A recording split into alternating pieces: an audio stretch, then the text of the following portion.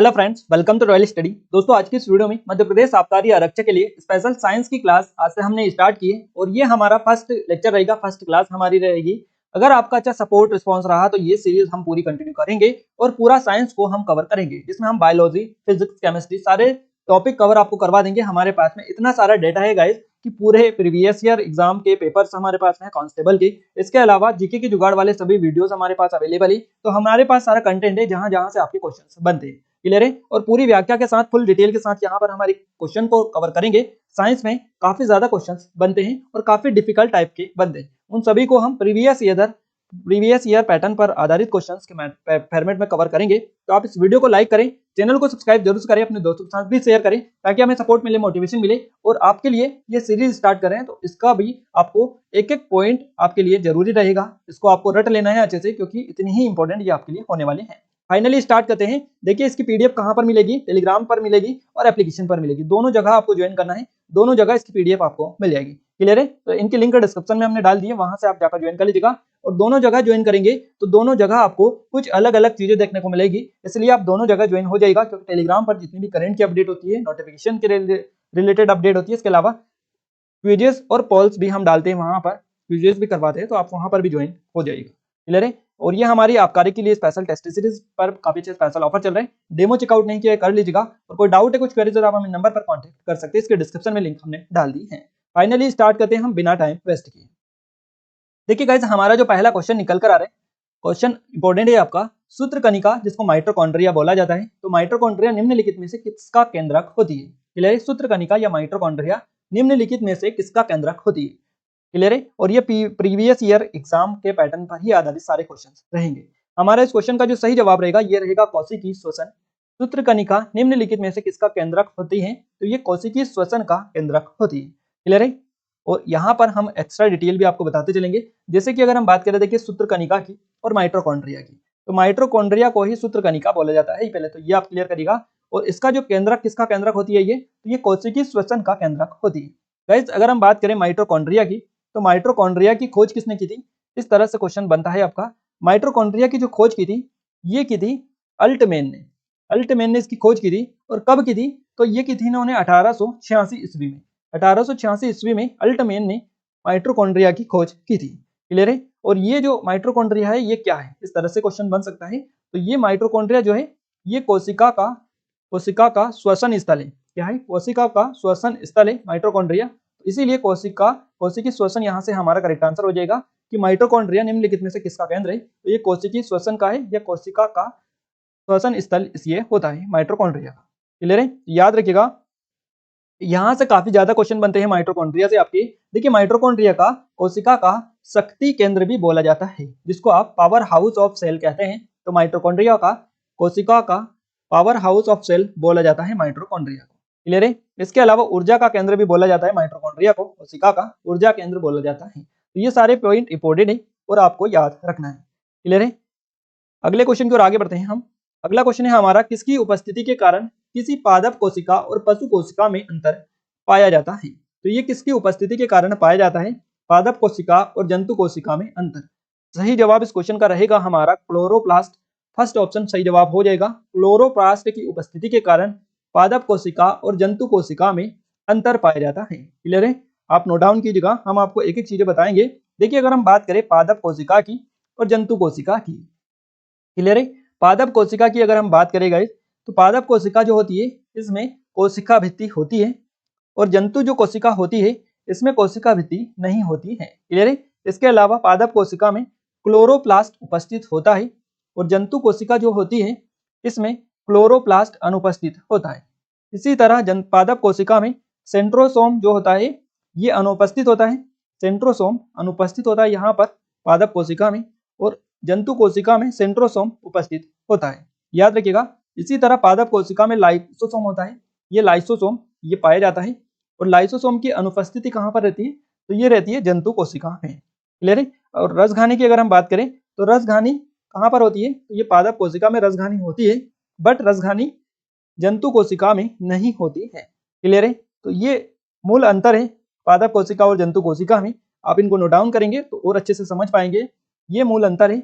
इसीलिए पादप कोशिका और जंतु कोशिका में जो अंतर पाया जाता है ये का पाया जाता है, किसका पाया जाता है, क्लोरोप्लास्ट का ये अंतर पाया जाता है, ध्यान रखिएगा। अगला क्वेश्चन है हमारा, निम्नलिखित में से वह व्यक्ति कौन है जिसने डीएनए का सबसे पहला पात्र विश्लेषण किया था, तो इनका नाम बताना है और इनका नाम है ऑर्थर कॉर्नबर्ग। ऑर्थर कॉर्नबर्ग हमारा फर्स्ट ऑप्शन सही जवाब हो जाएगा। ऑर्थर कॉर्नबर्ग के द्वारा डीएनए का सबसे पहला पात्र विश्लेषण किया गया था। ऑर्थर कॉर्नबर्ग कोर्ट ने डीएनए का सबसे पहला पात्र विश्लेषण किया था, ये तो आपका पॉइंट क्लियर हो चुका है। अगर हम बात करें कि डीएनए का पूरा नाम क्या होता है, फुल फॉर्म क्या होता है, तो डीऑक्सी राइबोन्यूक्लिक एसिड या अम्ल इसको बोल सकते हैं डीएनए को। और वाटसन जो है, और वाटसन और क्रिक, इन्होंने डीएनए की संरचना का रहस्योदक किया था, ध्यान रखिएगा। तो रहस्योदक जो किया था ये डीएनए का, ये वाटसन और क्रिक के द्वारा ही किया गया था। अगला क्वेश्चन है टॉक्सी देखिए टॉक्सिकोलॉजी का संबंध किसके अध्ययन से है, ये क्वेश्चन आपसे बना है। टॉक्सिकोलॉजी का संबंध किसके अध्ययन से है, सही जवाब रहेगा हमारा ऑप्शन नंबर डी, विषों के। टॉक्सिकोलॉजी का जो संबंध है ये विषों के अध्ययन से है, हमारा डी ऑप्शन इस क्वेश्चन का सही जवाब हो जाएगा। और गाइस टॉक्सोलॉजी होती है टॉक्सिकोलॉजी, इसमें इंसानों पर रसायनों के बुरे प्रभाव की भी जांच की जाती है और विषयों की भी इसमें जांच की जाती है। तो बेसिकली टॉक्सिकोलॉजी इंसान पर रसायन के जो लक्षण होते हैं उसकी कार्यप्रणाली पर जांच करती है, उसके उपचार और जहर का पता लगाया जाता है टॉक्सिकोलॉजी के द्वारा। तो शरीर में किसी भी रसायन की मौजूदगी या फिर उसके पीछे नुकसान जो होते हैं उनकी सीमा का भी पता लगाया जा सकता है कि किस हद तक नुकसान हो सकते हैं। तो ये सारे जो पते लगाए जाते हैं ये जांच की जाती है, क्लियर है, बुरे प्रभावों की, तो ये टॉक्सिकोलॉजी में ही की जाती है और ये विषयों का अध्ययन होता है। अगला क्वेश्चन है हमारा, कोशिका के अध्ययन से संबंधित जैविकी की शाखा को क्या कहते हैं। कोशिका के अध्ययन से संबंधित जैविकी की जो शाखा को कहा जाता है ये कहा जाता है साइटोलॉजी। साइटोलॉजी हमारा फर्स्ट ऑप्शन इस क्वेश्चन का सही जवाब हो जाएगा। कोशिका के अध्ययन के से संबंधित जैविकी की जो शाखा है इसको साइटोलॉजी बोला जाता है। ये डायरेक्टली आप बोल सकते हैं कोशिकाओं के अध्ययन को क्या कहते हैं, तो साइटोलॉजी इसको हम बोलते हैं। अगले क्वेश्चन की ओर आगे बढ़े उससे पहले बता दें हमारी पटवारी की स्पेशल टेस्ट सीरीज है, एमपी आरक्षक आबकारी आरक्षक की स्पेशल टेस्ट सीरीज है और एमपी जीके की टॉपिक वाइज टेस्ट सीरीज है। सभी पर काफी अच्छे स्पेशल ऑफर चल रहे हैं और इनके demo free of cost application पर डले हुए हैं जो कि आप चेकआउट कर सकते हैं और आप टेस्ट लगा सकते हैं फ्री ऑफ कॉस्ट, कोई चार्ज उसका नहीं लगेगा। अगर आपको पसंद आए तो आप परचेस कर सकते हैं, काफी अच्छे स्पेशल ऑफर चल रहे हैं और इन पर कोई डाउट है, कुछ क्वेरीज हो तो आप हमें नंबर पर कॉन्टेक्ट कर सकते हैं। इसके अलावा हमारी ई बुक भी है, 2022 की ई बुक है, जनवरी से दिसंबर तक का पूरा मध्य प्रदेश का करंट अफेयर मिल जाएगा। ये 2021 और ये 2020 की ई बुक अवेलेबल है, इन पर भी काफी अच्छे स्पेशल ऑफर चल रहा है, क्लियर है। और ये हमारा एमपी जीके की वीडियो कोर्स वाली सीरीज है या कोर्स है वीडियो, तो आप इसको भी चेकआउट कर सकते हैं, डिस्क्रिप्शन में लिंक दे रखी है। एप्लीकेशन को डाउनलोड कर लीजिएगा जिसके डिस्क्रिप्शन में लिंक डाल दिए हैं, टेलीग्राम को भी ज्वाइन कर लीजिएगा, यहाँ पर काफी सारी अपडेट आपको मिलती रहती है। हमारा अगला क्वेश्चन है, यूकैरियोटिक सेल में प्लाज्मा झिल्ली किससे बनी होती है। यूकैरियोटिक सेल में प्लाज्मा जो झिल्ली बनी होती है ये फॉस्फोलिपिड की बनी होती है, फॉस्फोलिपिड की बनी होती है, ध्यान रखिएगा। प्लाज्मा झिल्ली यूकैरियोटिक सेल में प्लाज्मा झिल्ली फॉस्फोलिपिड की बनी होती है। देखिए प्लाज्मा जो झिल्ली होती है या फिर कोशिका झिल्ली जिसको बोला जाता है वही प्लाज्मा झिल्ली होती है, क्लियर है। तो इसका मुख्य कार्य क्या होता है, कोशिका और उसके बाहर के माध्यम के बीच आणविक जो गतिविधियां हैं, ये जो भी गतिविधियां होती है कोशिका और उसके बाहर के माध्यम के बीच में उसको कंट्रोल करना या नियंत्रित करना, ये काम किसका होता है, तो ये होता है कोशिका झिल्ली का या प्लाज्मा झिल्ली का। तो ये किससे बनी होती है, तो ये फॉस्फोलिपिड से बनी होती है, ये आपसे पूछा गया है इस क्वेश्चन में। अगले क्वेश्चन है हमारा, निम्नलिखित में से किसको सेल का पावर प्लांट भी कहा जाता है। सेल का पावर प्लांट जो कहा जाता है ये माइटोकॉन्ड्रिया को कहा जाता है। किसको, माइटोकॉन्ड्रिया को कहा जाता है। हमने फर्स्ट क्वेश्चन में ही आपको बताया था कि पावर हाउस ऑफ सेल किसे कहा जाता है, माइटोकॉन्ड्रिया को कहा जाता है। या पावर प्लांट भी बोल सकता है, कुछ भी बोल सकता है, आपको आपका कंसेप्ट क्लियर रहेगा, आसानी से पहचान लेंगे कि क्या आपका सही जवाब किसके साथ में जाएगा। हमारा सी ऑप्शन यहाँ पर चला जाएगा, क्लियर, सी ऑप्शन के साथ में माइटोकॉन्ड्रिया। और सूत्र कनिका भी इसको बोला जाता है माइटोकॉन्ड्रिया को, तो इसमें आप कंफ्यूज मत होइएगा। एंजाइम द्वारा कोशिकीय श्वसन होता है, क्या होता है, एंजाइम द्वारा कोशिकीय श्वसन होता है माइटोकॉन्ड्रिया में और जिससे ऊर्जा पैदा होती है। तो पावर प्लांट किसको कहा जाता है, माइटोकॉन्ड्रिया को कहा जाता है, कोशिका का। यहाँ पर आहार अणुओं की जो ऊर्जा होती है ये प्रयोग में आने वाली ऊर्जा में बदल जाती है और कुछ एटीपी वाला जो फॉर्मूला होता है एडेनोसिन ट्राइफॉस्फेट एटीपी जिसको बोला जाता है, ये इसके द्वारा बदल कर दी जाती है। तो ध्यान रखिएगा इसके बारे में कि पावर प्लांट माइटोकॉन्ड्रिया को बोला जाता है। अगला क्वेश्चन है, निम्नलिखित में से वह कौन सा पदार्थ है जिसका प्रयोग खाद्य परिरक्षी के रूप में किया जाता है। वह पदार्थ कौन सा है, ये जो पदार्थ है इसका नाम है सोडियम बेंजोएट। सोडियम बेंजोएट ये एक पदार्थ है जिसका प्रयोग खाद्य परिरक्षी के रूप में किया जाता है। तो हमारा फर्स्ट ऑप्शन सही जवाब हो जाएगा। और यह जो बेंजोइक अम्ल है ये सोडियम लवण होता है। इसका रासायनिक सूत्र की अगर हम बात करें तो इसका रासायनिक सूत्र होता है Na C7 और H5O2। ये इसका सूत्र होता है, ध्यान रखिएगा। इसको सोडियम लवण बोला जाता है, बेंजोइक अम्ल ये होता है। अगला क्वेश्चन है हमारा, सेल्यूलोज निम्नलिखित में से किसका मुख्य घटक है? सेल्यूलोज जो होता है ये होता है कोशिकी भित्ति का मुख्य घटक। कोशिकी भित्ति का मुख्य घटक होता है सेल्यूलोज। और सेल्यूलोज जो होता है गाइस, इसको देखिए यहाँ पर अगर हम बात करें सेल्यूलोज की, तो सेल्यूलोज जो होता है ये पशुओं में पाया जाता है। किसमें पाया जाता है? पशुओं में पाया जाता है। क्लियर है? पशुओं में ये पाया जाता है। और जो मानव होता है, मानव वो इसको नहीं पचा पाता है, उस मानव में इसका पाचन नहीं हो पाता है, पशु इसका पाचन कर पाता है। तो ये बेसिकली सेल्यूलोज जो होता है ये पशुओं में पाया जाता है। तो यही पूछा है आपसे कि सेल्यूलोज निम्नलिखित में से किसका मुख्य घटक है? तो ये कोशिका भित्ति का मुख्य घटक होता है, क्योंकि ये कोशिका जो भित्ति होती है ये जंतु कोशिका में पाई जाती है। किसमें पाई जाती है? पादप कोशिका में पाई जाती है। पादप कोशिका में पाई जाती है। और ये जो कि जंतु कोशिका जो होती है इसमें ये कोशिका भित्ति नहीं पाई जाती है। यही बेसिक अंतर है जो कि हमने आपको बताया था। तो सेल्यूलोज निम्नलिखित में से किसका मुख्य घटक है? यह है कोशिका भित्ति का। क्लियर है? अगले क्वेश्चन की ओर आगे बढ़ते हैं। अगले क्वेश्चन, निम्नलिखित में से कौन सी घटना सबसे पहले घटी थी? कौन सी घटना पहले घटी थी? यहाँ पर आपको क्लिक करना है। तो इसमें से 4 ऑप्शन दे रखे हैं आपको। इसमें से पहले जो घटना घटी थी वो कौन सी थी, ये पहचानना है। तो जेम्स डी वॉटसन और फ्रांसिस क्रिक ने जीन के डीएनए की संरचना की खोज की थी। यूरी गोगरिन प्रथम अंतरिक्ष यात्री बने थे। डॉक्टर क्रिश्चियन बर्नार्ड ने विश्व में सबसे पहले मानव हृदय का प्रत्यारोपण किया था। और यूके में विश्व का सबसे पहला टेस्ट ट्यूब शिशु लुई ब्राउन पैदा हुआ था। क्लियर है? अब इनमें से कौन सी चीजें कब हुई थी, इसके सन और डेट आप याद अगर होंगे आपको, तो आप बड़ी आसानी से इस क्वेश्चन का सही जवाब फाउंड कर पाएंगे। क्लियर है? तो इस क्वेश्चन का जो सही जवाब रहेगा वो मैं आपको अपने हैंड से बता दूं। इस क्वेश्चन का सही जवाब रहेगा हमारा option number first. Option number first हमारा करेक्ट आंसर हो जाएगा। जेम्स डी वॉटसन और फ्रांसिस क्रिक ने जीन के डीएनए की संरचना की खोज की थी। तो हमारा फर्स्ट ऑप्शन ही सही जवाब हो जाएगा। अगला क्वेश्चन है हमारा कि आपको मिलान करना है। सूची आपको प्रथम और सूची द्वितीय दे रखी है, पहली सूची और दूसरी सूची दे रखी है। इसमें आपको मिलान करना है, सही जोड़ी आपको बनाना है। क्लियर है? तो यहाँ पर आपको 4 पॉइंट भी दे रखे हैं ABCD, इसको सही के सामने आपको क्लिक करना है, जो भी आपका करेक्ट आंसर रहे। क्लियर है? तो देखिए सेरीकल्चर में किसका अध्ययन किया जाता है, इस तरह से क्वेश्चन बनता है आपका। तो सेरीकल्चर में जो अध्ययन किया जाता है ये रेशम का किया जाता है। तो यहाँ से सी हो जाएगा हमारा, जिसका याद हो उसका पहले बना लीजिए। और विटीकल्चर में किसका उपयोग ये होता है? विटीकल्चर में, तो विटीकल्चर में जो अध्ययन होता है ये अंगूर का होता है। तो ये डी हो गया। इसके अलावा फ्लोरिकल्चर में किसका होता है? तो आपको बताइए फ्लोरिकल्चर, और बोलने से ही पता चल रहा है कि इसमें क्या आएगा। तो फ्लोरी जो कल्चर हो जाएगा इसमें हो जाएगा पुष्प। क्लियर है? बी।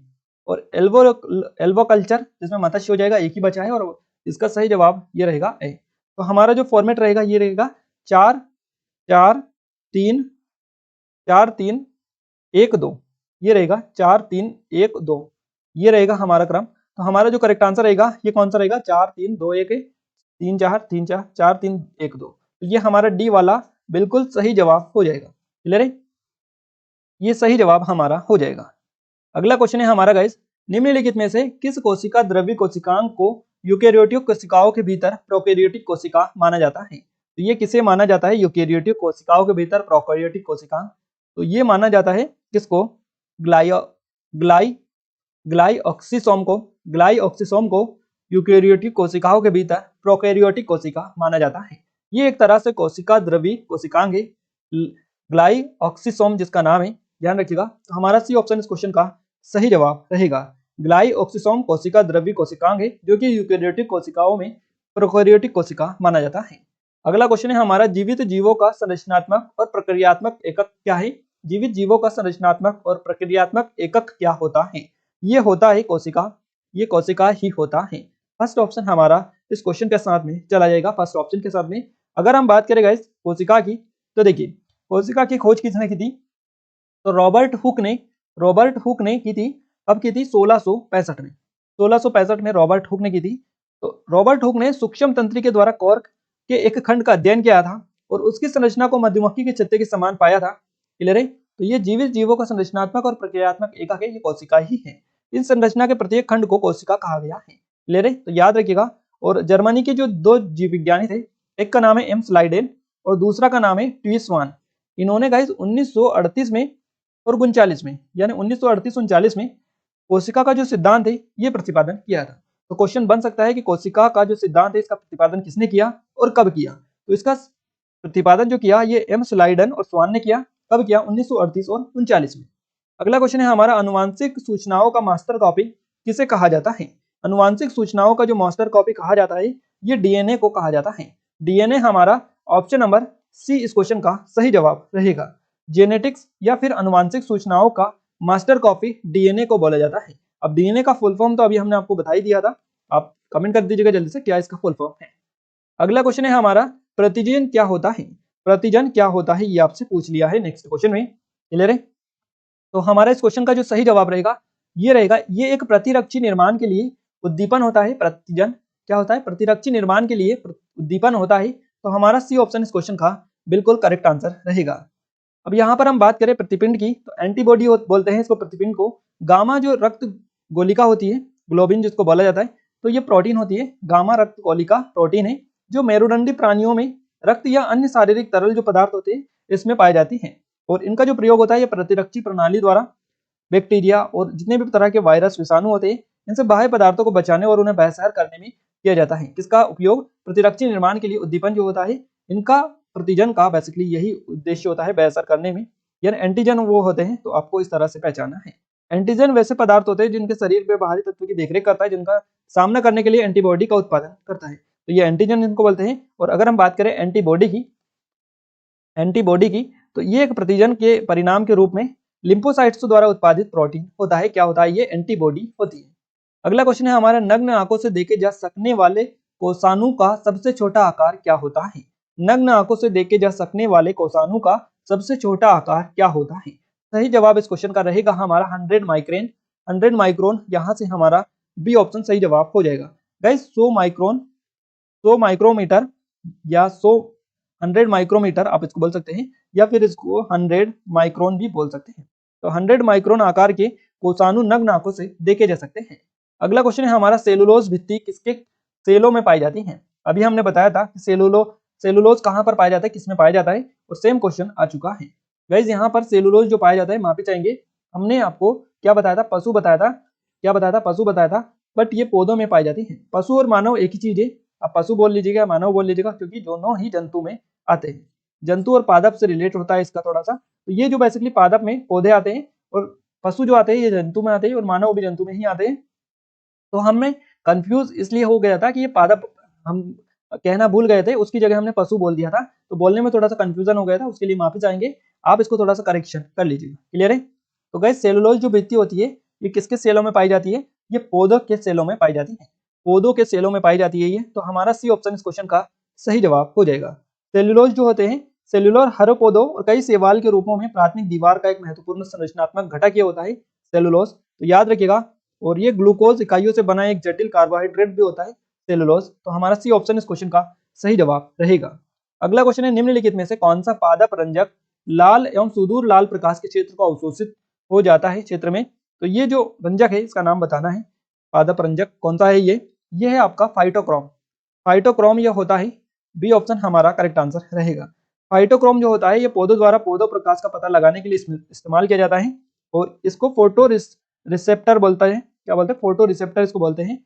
और ये जो है दृश्य स्पेक्ट्रम जो होता है इसके मुख्य रूप से लाल करता है। स्पेक्ट्रम जो होता है, दृश्य स्पेक्ट्रम इसके मुख्य रूप से लाल करता है और दूर तक लाल क्षेत्र का पता लगाता है और बीजों के अंकुरन को भी ये नियंत्रित करता है। तो इसको क्या बोला जाता है? फोटोक्रोम या फोटो रिसेप्टर बोला जाता है।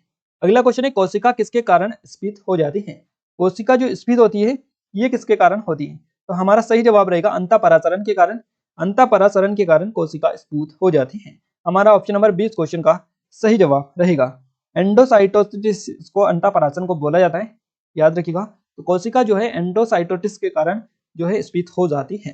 थोड़ी सी डिटेल हम देखें। देखिए, जब भी पौधे की कोशिकाओं को हाइपोटोनिक सॉल्यूशंस में रखा जाता है, हाइपोटोनिक सॉल्यूशंस में जब भी पौधे की कोशिकाओं को रखा जाता है तो पौधे की जो कोशिका होती है परासरण द्वारा जल ग्रहण करती है और फूलने लगती है, लेकिन कोशिका की दीवार से इसे फटने से बचाती है। जो कोशिका की दीवार होती है, सेल वॉल, कोशिका झिल्ली, इसे फटने से बचाती है क्योंकि फूल रही थी, तो कोशिका झिल्ली इसको फटने से बचाती है। और पौधे को कोशिका फुलाकर सूज जाती है। क्या होती है? पौधे को कोशिका फूलकर सूज जाती है और कठोर हो जाती है। क्या हो जाती है? कोशिका ये कठोर हो जाती है और इस प्रकार अंतःप्रसरण या फिर स्पीच जो होती है प्रॉब्लम वो हो जाती है। तो कोशिका किसके कारण होती है? ये अंतःप्रसरण के कारण होती है, स्पीच जो होती है। तो आई थिंक आपको समझ में आ चुका होगा। अगला क्वेश्चन है, अंतःशोषण की प्रक्रिया में क्या निहित है? अंतःशोषण की प्रक्रिया में क्या निहित है? सही जवाब रहेगा अवशोषण। अवशोषण, अंतःशोषण की प्रक्रिया में अवशोषण निहित होता है। जब ठोस पदार्थ सॉलिड सब्सटेंस जो होता है इसके द्वारा बिना किसी विलेय या सॉल्यूशन की सहायता के जल अवशोषित या ऑब्जर्व वाटर ऑब्जर्व करता है। ऑब्जर्व तो अवशोषित करना हो जाता है, या अवशोषण की बात करें तो जल अवर्सन जो होता है ऑब्जर्व अपटेकन ये किया जाता है। तो यहाँ प्रक्रिया अंतःशोषण या इम्बिप्टेशन जो होती है वो कहलाती है। तो यह अंतःशोषण की जो प्रक्रिया है इसमें अवशोषण निहित होता है, याद रखिएगा। और बीज के अंकुरन का पहला चरण ये होता है, किसका? बीज के अंकुरन का पहला चरण ये होता है अंतःशोषण की प्रक्रिया में जो अवशोषण निहित होता है, ये पहला चरण होता है बीज के अंकुरन का। तो ये भी आप याद रखिएगा। हमारा यहाँ से बी ऑप्शन करेक्ट आंसर हो जाएगा। और गाइस यहाँ पर हमने साइंस के जितने भी क्वेश्चंस बताए हैं मोस्ट इंपोर्टेंट लेवल के बताए हैं, प्रीवियस ईयर पैटर्न पर आधारित है। इसमें से कई सारे क्वेश्चंस पहले बने भी है आपकी एग्जाम में, क्लियर है। तो आई थिंक आपको वीडियो पसंद आया होगा। इसकी पीडीएफ हम टेलीग्राम पर डाल देंगे, एप्लीकेशन पर डाल देंगे, दोनों जगह आप ज्वाइन हो जाएगा, दोनों जगह इसकी पीडीएफ आपको मिल जाएगी, क्लियर है। और हमारी स्पेशल टेस्ट सीरीज है मध्य प्रदेश आबकारी आरक्षक के लिए, इसके टेस्ट नहीं लगाए तो लगा लीजिएगा। 4-5 टेस्ट अभी हमने डाल दिए हैं, बाकी और भी शेड्यूल कर दिए हैं पूरे।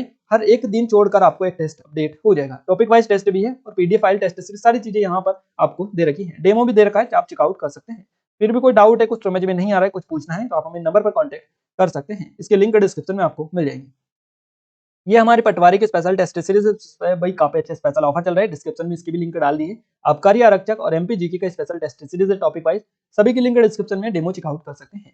ये हमारे कुछ ऑनलाइन कोर्सेस है, जैसे कि ई बुक है 2022 की, 2021 और 2020 की, इन पर काफी अच्छे स्पेशल ऑफर चल रहा है, डिस्क्रिप्शन में लिंक चेकआउट कर सकते हैं, क्लियर है। एप्लीकेशन को डाउनलोड कर लीजिएगा, डिस्क्रिप्शन में लिंक दे रखी, टेलीग्राम को भी जाकर ज्वाइन कर लीजिएगा। आज के इस वीडियो में बस इतना ही। वीडियो देखिए कैसा लगा कैसा नहीं लगा ये आप हमें जल्दी से कमेंट में कमेंट करके बता दीजिएगा। अगर आप चाहते हैं कि नेक्स्ट वीडियो भी हम स्टार्ट करें और किसी सीरीज का, तो वो भी आप हमें कमेंट में कमेंट करके बता सकते हैं। बाकी इस वीडियो को ज्यादा से ज्यादा शेयर करें ताकि हम सीरीज को कंटिन्यू रखें, पूरा साइंस आपको कवर करवा दें और अच्छे तरीके से हम आपको डे बाय डे जो भी चीजें हैं वो आपको अच्छी से अच्छी लाने की कोशिश करेंगे आपके लिए, और क्वेश्चन भी इंपॉर्टेंट लेवल के आपके लिए लाने की कोशिश करेंगे, क्लियर है। तो बस आप सपोर्ट करते रहेगा, आपको सारी चीजें फ्री ऑफ कॉस्ट यहाँ पर प्रोवाइड की जाएगी। आज के इस वीडियो में बस इतना ही गाइस, मिलते हैं हमारे नेक्स्ट स्टडी वीडियो में, तब तक के लिए जय हिंद, वंदे मातरम।